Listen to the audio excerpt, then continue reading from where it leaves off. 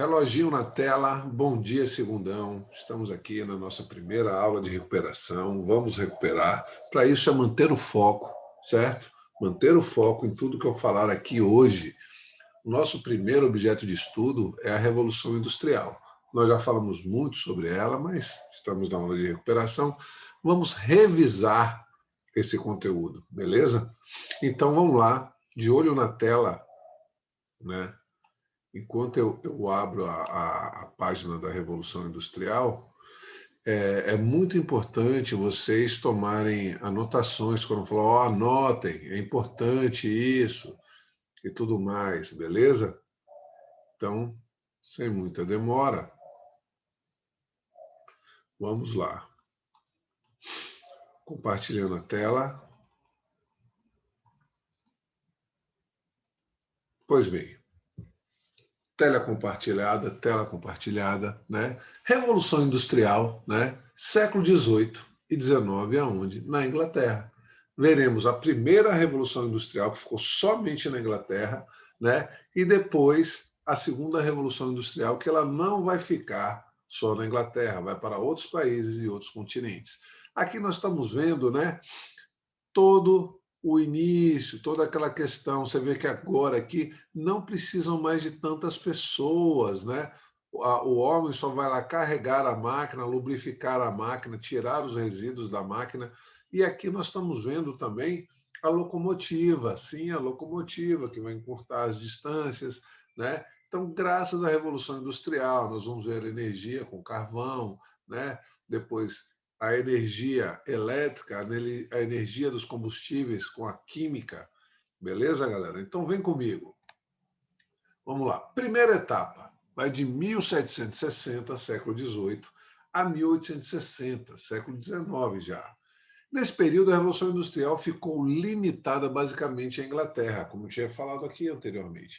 Primeiro país europeu a desenvolver o processo de industrialização. O grande destaque foi o desenvolvimento da indústria fabril, né? Ou seja, fábricas de tecido com algodão, mas antes é bom saber que veio a lã primeiro, né? Depois o algodão, com a utilização do tear mecânico. Já viram fazendo tapete? Que vão, ó, as linhas estão verticais e horizontais, e eles vão puxando com o pente e juntando as linhas, ó. Pois bem, além disso, o aperfeiçoamento de máquinas a vapor teve extrema importância para o progresso das fábricas, porque deixa de ser manual, mecânica e começa a vapor. Compare a evolução nos fatos abaixo, que vou mostrar depois. Pois bem, segunda etapa, 1860, século XIX, né, a 1900, século XIX também. Pois bem, a Revolução Industrial espalhou-se pela Europa Central e Oriental, atingindo países como a Bélgica, França, Alemanha, Itália, né, Rússia. Então, vejam só, alcançando também outros continentes. Sim, todo esse processo de industrialização chegou aos Estados Unidos e ao Japão, galera. Ao Japão. Nesse período, as principais inovações técnicas foram a utilização do aço no lugar do ferro. Então, o aço toma, né, muito mais resistente, né, maleável, superando o ferro. Então, toma o lugar do ferro. Aproveitamento da energia elétrica, ou seja, energia elétrica, como estamos aqui agora, né? E dos combustíveis petrolíferos. Então, a gasolina, o diesel, né? Depois veremos, né? Como o motor a combustão, né, irá agora tomar conta, os automóveis, não é isso? Então vejam só, então primeira etapa fica só na Inglaterra, beleza? Ela vai se fortalecer muito com isso. Segunda etapa não fica mais na Inglaterra, mas é importante ver, na primeira etapa usava a lã, depois o algodão, não é isso? E a energia mecânica para a energia a vapor. Na segunda etapa, a etapa 2, não fica só na Inglaterra, vai para outros países e outros continentes, não é isso? O ferro é superado pelo aço, a energia elétrica e a energia dos combustíveis. Tomou tempo aí? Anotou? Então vejam, já separei muito a primeira etapa só da Inglaterra com a segunda etapa que irá acontecer em outros países né? Como nós vimos como a Bélgica, França, Alemanha, Itália, Rússia e outros continentes também. Beleza? Vamos lá. Ao aproveitamento da energia elétrica e dos combustíveis petrolíferos e a invenção do motor à explosão, né? A locomotiva elétrica, o desenvolvimento de produtos químicos, lógico, né? Vai dar a potência que precisa para que o motor funcione. Pois bem, lembre que o carvão mineral, né, ele vai alimentar, né, ele vai alimentar a locomotiva, o trem, né, que é movido à força da combustão do carvão. Pois bem, o progresso tecnológico foi de tal modo significativo que essa etapa é comumente chamada de segunda revolução industrial. Pois bem, estou falando de segunda revolução industrial, é a questão do motor, a explosão, a locomotiva elétrica e o desenvolvimento de produtos químicos, beleza? Então vamos nós. Bom, analise o quadro aqui comigo. Primeira, né, mecanização. Máquina a vapor, energia hidráulica, a água, né, e novas ferramentas. Segunda etapa, produção em massa, linha de montagem e eletricidade. Terceira revolução, né, computação e automação. Então, eles já vão ligar os computadores. Agora, a quarta revolução industrial é diferente. A internet, né? O uso da internet, a computação nas nuvens, o Wi-Fi e vem a inteligência artificial também. Beleza, galera? Vamos nós. Antes disso, é importante eu lembrar a vocês que tudo começou, né, com o artesanato, onde o artesão, vocês viram lá na Idade Média, né, o artesão fazia tudo sozinho. Então me diga uma coisa, aqui eu estou vendo aqui a imagem de um sapateiro. Ele vai cortar o couro, ele vai costurar, ele vai dar o acabamento. Então, para ele produzir um par de sapato, ele demora mais ou menos 30 dias. Enquanto uma máquina faz, uma fábrica, melhor dizendo, faz por dia 5.000 pares de sapatos. Então, olha aí. Então, veja o seguinte. Professor, mas o sapato do artesão, ele é exclusivo. Ele é exclusivo, mas ele custa mais caro, demanda mais tempo. Então, o preço, o custo é muito maior. A fábrica compra em quantidade, pode baratear a matéria-prima. Então, vejam só, isso é diferente. Aonde eles trabalhavam? Geralmente na casa deles. Na casa deles, até hoje, aqui em Léo, se você for num sapateiro, você vai ver, é um cômodo da casa, aonde ele faz tudo ali no tempo dele, né, no prazo dele, beleza? Hoje, atualmente, é importante notar isso, por mais que temos a indústria, né, mas o sapateiro, o artesão, não deixou de existir. Tudo bem, diminuiu o trabalho dele, porque muita gente hoje, será que vale a pena eu recuperar esse sapato?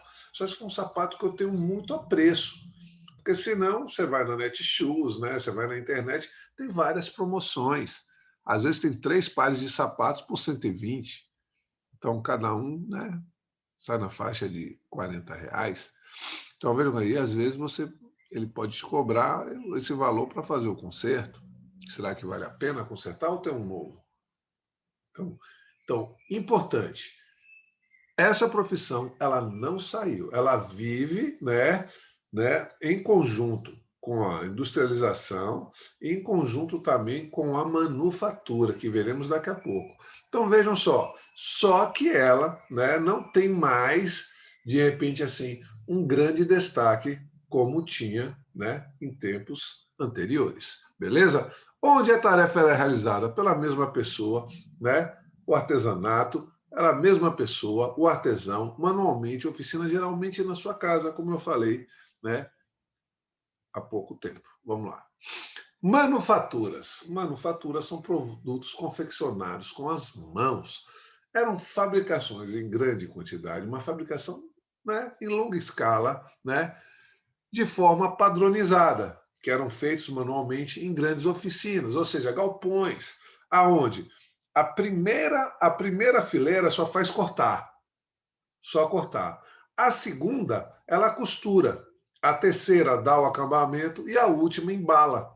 Então, eles produzem em série. Então, tem uma fila de 10, 10 só cortam, mais 10 só costuram.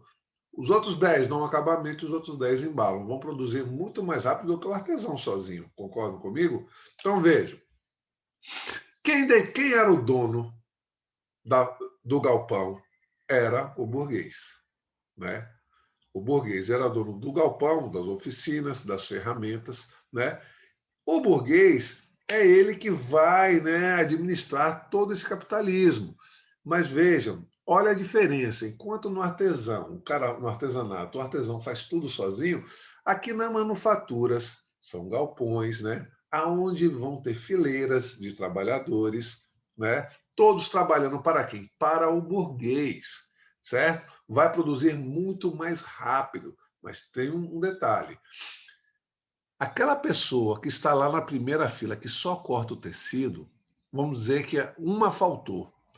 E o último que está lá na embalagem não vai poder substituir o que faltou, porque ele não vai saber fazer a função do primeiro.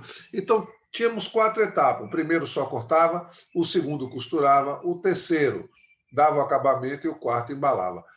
Nenhum saberia fazer a função do outro, porque era por etapa. Então é o seguinte, aqui que só corta, ele não sabe como vai ficar o produto final, porque eles estão trabalhando em etapas.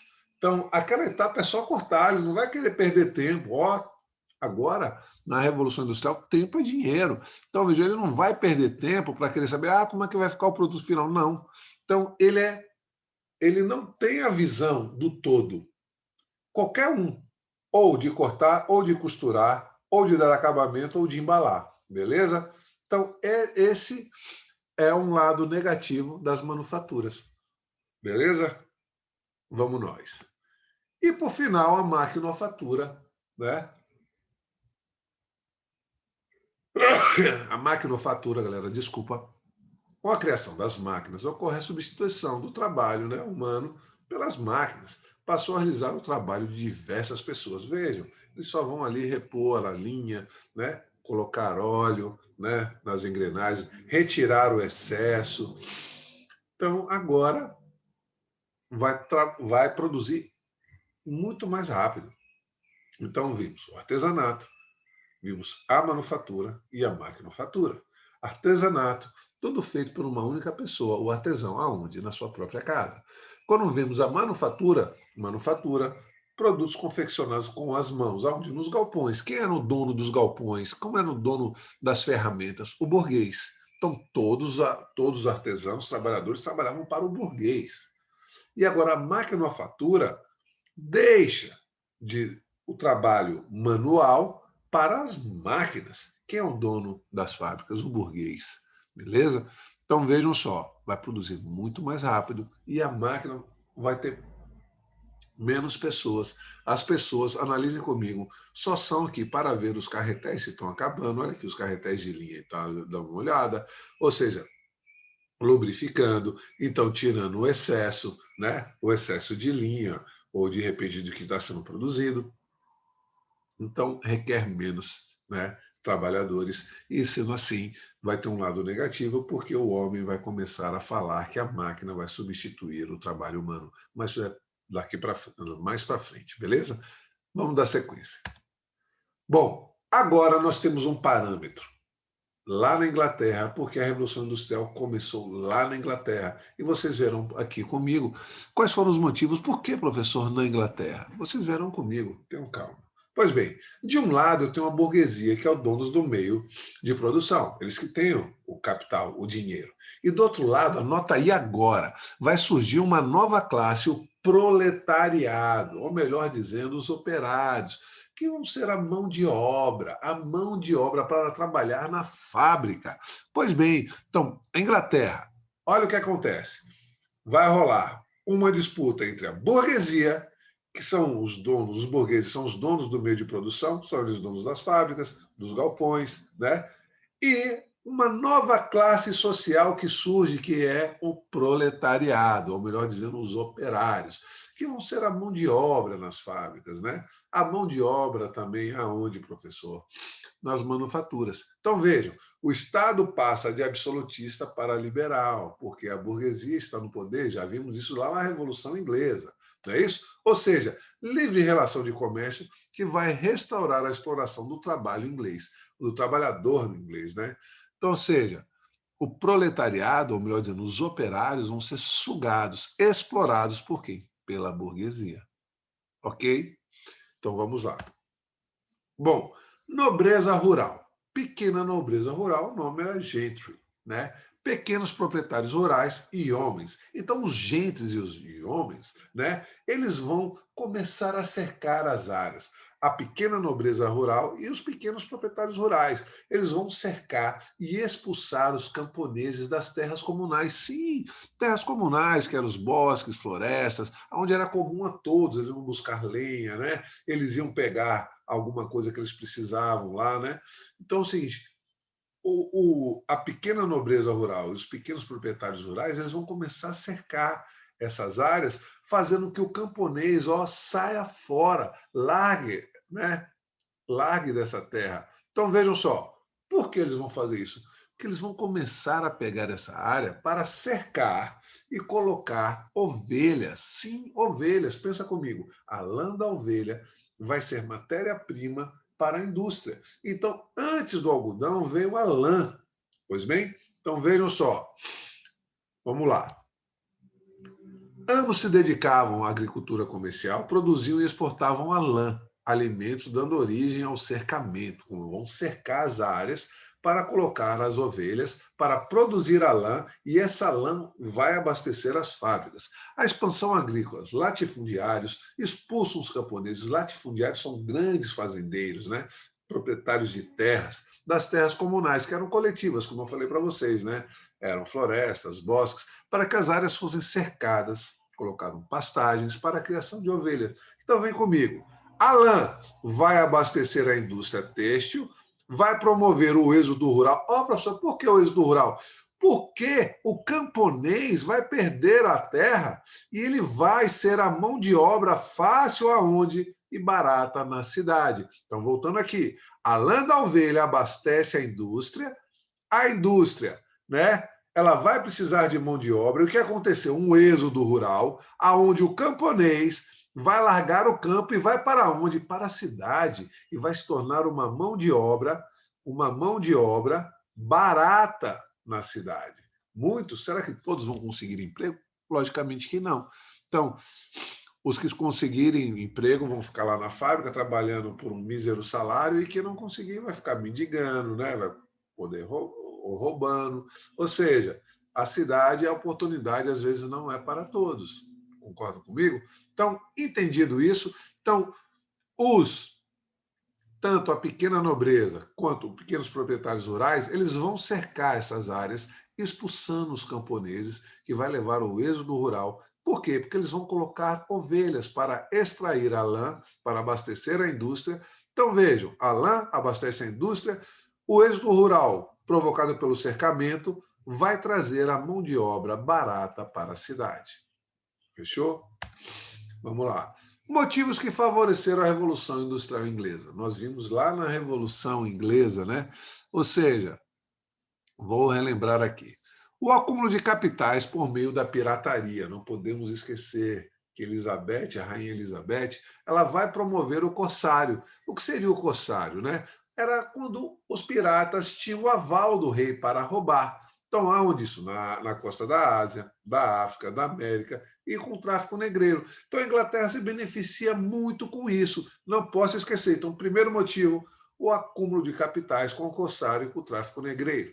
Segundo, a mão de obra disponível e barata pelo cercamento. Vocês viram, acabaram de ver comigo, né? Então, vão expulsar os camponeses e vão enviar para a cidade. O puritanismo. Professor, o que é o puritanismo? O puritanismo, né, está ligado a João Calvino. Puritano eram aquelas pessoas, ou protestantes, que eram puras, que saíam de casa para o trabalho para a igreja, da igreja para casa. Então não tinham vícios. É aquela pessoa, se eu não tenho vícios, eu não vou para bar, eu não vou jogar, né, com dinheiro, eu não tenho várias mulheres, eu vou conseguir guardar dinheiro. Então eu vou me desenvolver economicamente, eu vou ter dinheiro. Então, o puritanismo, o João Calvino falava que não era um pecado o desenvolvimento, né, do ser humano através do trabalho, financeiramente. Então, não era pecado. Então, vejam.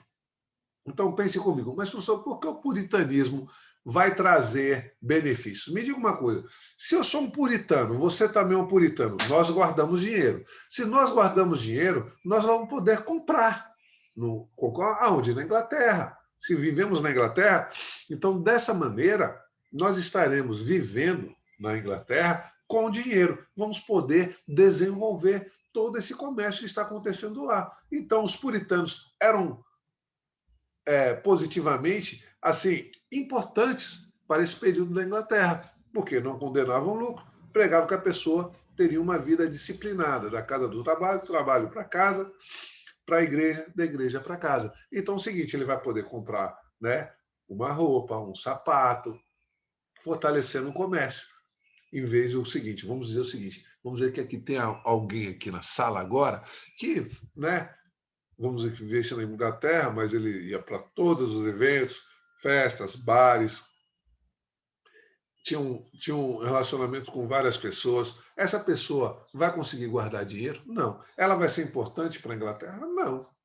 Porque ela não tem dinheiro em caixa, então ela não vai poder comprar os produtos. Entendido? Então vamos lá. E por final, tem mais, tem mais. A Revolução Gloriosa, glória, vocês lembram? 1688. Foi quando a burguesia, ou melhor dizendo, o parlamento, que era burguês, né, ele vence a monarquia, o monarca, sem derramamento de sangue. Ou seja, foi quando o rei fugiu, né? Quando o rei fugiu, e aí, quando fugiu, não teve um encontro, né, uma luta armada. Pois bem, vocês viram o seguinte, que Jaime II ele vai fugir, né? Ele vai fugir, e aí o que acontece? Quando ele foge, né, aí o parlamento, ou melhor dizendo, a burguesia, ou seja, o parlamento inglês era formado, a sua maioria era a burguesia. Então eles vão vencer, porque o rei não teve resistência, ele foi embora, abandonou. Então a vitória do parlamento, ou melhor dizendo, da burguesia, sem ter derramamento de sangue. Glória! Ninguém morreu, ninguém se machucou. E quem ganhou? A burguesia. Beleza? Vamos lá, outro. Estado liberal, livre comércio, era tudo o que eles queriam, que eles desejavam. Liberdade de comercializar com quem eles quisessem. Então, vejam, Estado liberal. Outras coisas, fontes de energia. Lá na Inglaterra, eles já tinham jazidas de carvão, perto dos portos, facilita o transporte e a instalação de indústria. Então, me diga uma coisa, se eu tenho o carvão, que é a matéria que alimenta a minha indústria, alimenta a locomotiva, alimenta as máquinas a vapor, eu vou ter um progresso, eu não vou precisar comprar. Eu tenho lá jazidas, minas de carvão. Pois bem, e a posição geográfica da Inglaterra, se vocês forem ver, ó lá no Reino Unido, lá em cima, sim, ela vai estar numa posição muito agradável, porque ela vai de lá do Reino Unido, ela vai poder comercializar com o Oriente e com o Ocidente. Então, veja, a localização da Inglaterra na parte ocidental da Europa facilita o acesso às mais importantes rotas de comércio internacional e permite conquistar mercados ultramarinos, além mar. Beleza?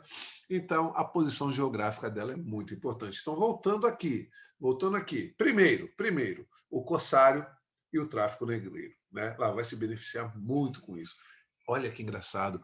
Primeiro momento, né, ela tira muito dinheiro com o tráfico negreiro. Depois que ela se torna industrial, ela vai proibir o tráfico negreiro. Né?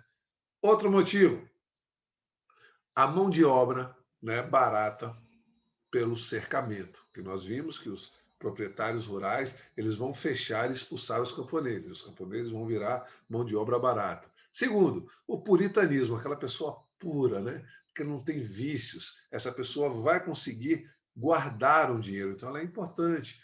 Quarto motivo, a Revolução Gloriosa. Ô, glória! A burguesia venceu, melhor dizendo, o parlamento venceu, né? Sem derramamento de sangue, pois o rei fugiu, o rei Jaime II fugiu. Então, vitória da burguesia. Glória, ninguém se machucou. Então, não esqueça. Ô, glória! Quinto motivo, Estado liberal, livre comércio, tudo que eles desejavam. A burguesia deseja a liberdade comercial de vender para todos, entendeu? Fontes de jazidas, ou seja, a energia estava ali no carvão. Então a Inglaterra tinha, né, jazidas de carvão.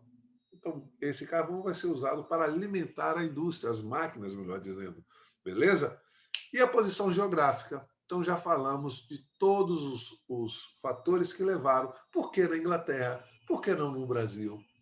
Foi na Inglaterra por esses motivos. Beleza? A sua posição geográfica, que ia fazer ele comercializar tanto com o Oriente quanto com o Ocidente. Ou seja, começar, né, buscar novas outras rotas além mar. Pois bem, galera, é importante também eu me ligar.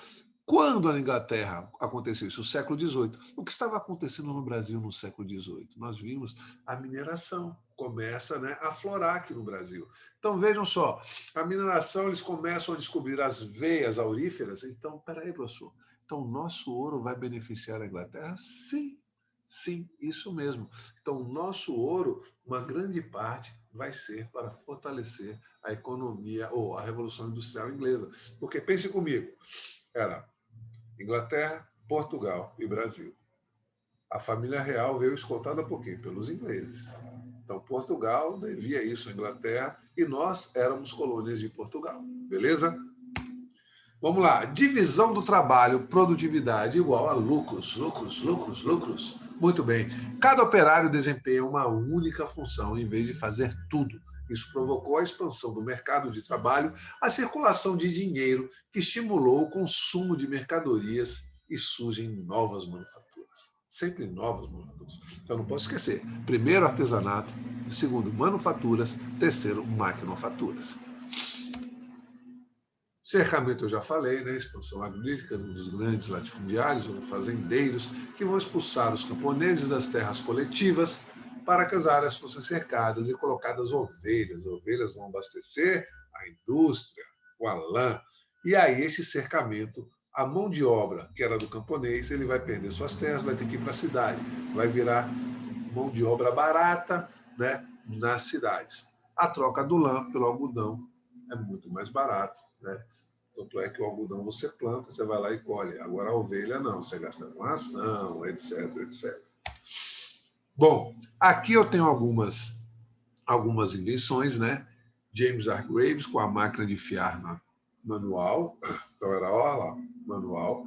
James Watt com a máquina a vapor. Tecnologias. A máquina de Hargrave, né, em 1767, século XVIII, capaz de fiar, né, sob os cuidados de um só operário, 8 quilos de fios de algodão de uma só vez. O tear hidráulico de Arkwright, de 1768, século XVIII também. A máquina de Crompton, aprimorando o tear hidráulico, então, ou seja, tear hidráulico movido a água, século XVIII também. Vamos lá. O tear mecânico de Cartwright, né, 1785, a máquina de vapor de Thomas Newcomb, aperfeiçoada depois por James Watt, em 1769. Então, veja, né, Newcomb, né, faz a máquina a vapor, mas James Watt vai aperfeiçoá-la.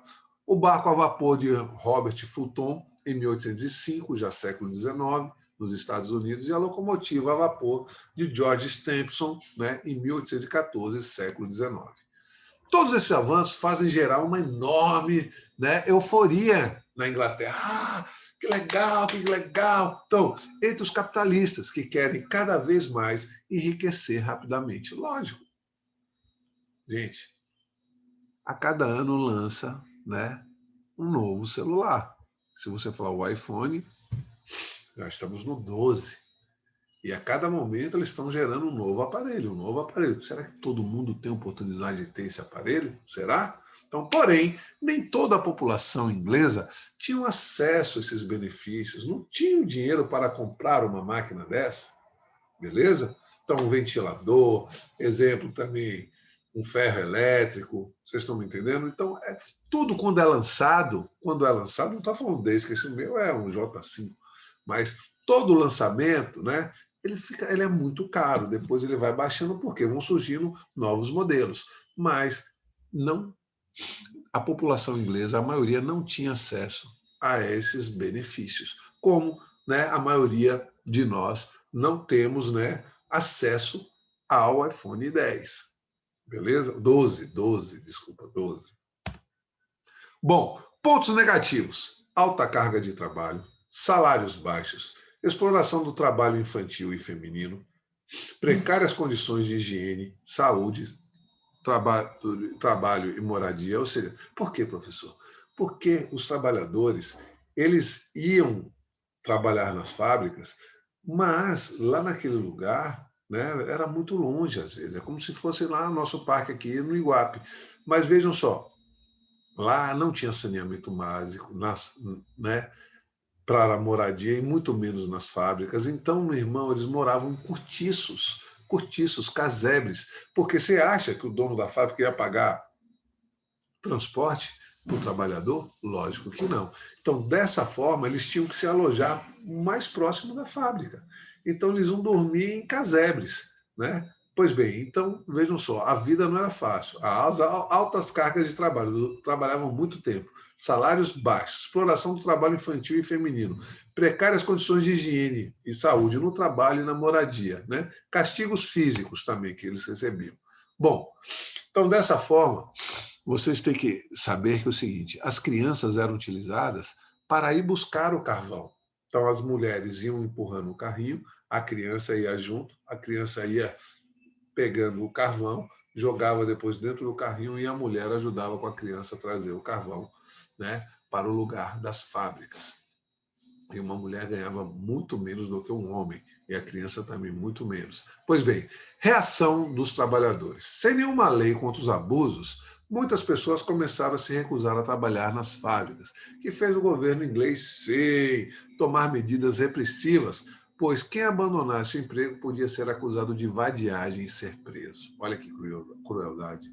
Foi criada a workhouse, casa de trabalhos. Mendigos e desempregados eram obrigados a trabalhar. Então não tinha esse só, não estou afim, não quero. Não. Workhouse. Beleza? Bom, aí explode o ludismo. Ludismo, ele é inspirado a Ned Ludd, era o líder dos ludistas, né? Então vejam comigo. O ludismo foi um movimento social ocorrido na Inglaterra entre os anos de 1811 e 1812, então século XIX. A contrário ao avanço das tecnologias ocorridos na Revolução Industrial, os ludistas protestavam contra a substituição da mão de obra por máquinas, pelos maus tratos que eles recebiam, porque se você errasse, você você iria receber castigos físicos. O nome do movimento deriva de um dos seus líderes, Ned Ludd. Então, olha lá. Por que aconteceu o ludismo? 3 motivos. Primeiro, a máquina substituindo o homem. Baixos salários e castigos físicos, beleza?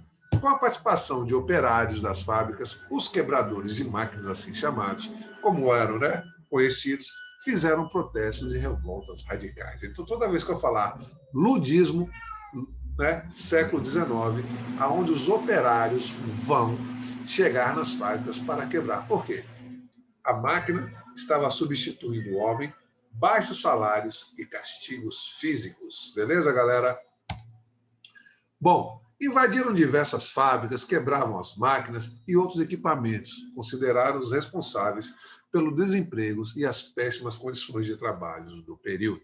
O movimento ludista perdeu sua força com a organização dos primeiros sindicatos. Sim, sindicatos dos professores, sindicato dos médicos, sindicatos, né, deixa eu ver aqui mais, dos alfaiates, sindicatos dos padeiros, né, na Inglaterra, chamadas na Inglaterra, os sindicatos eram de trade unions. Então, os sindicatos vão começar a lutar pela classe desse trabalhador, beleza? Vamos lá. Você concorda? Sim, você que está aí, que a participação política é uma forma de reivindicarmos os nossos direitos e manifestarmos os nossos descontentamentos? Sim ou não?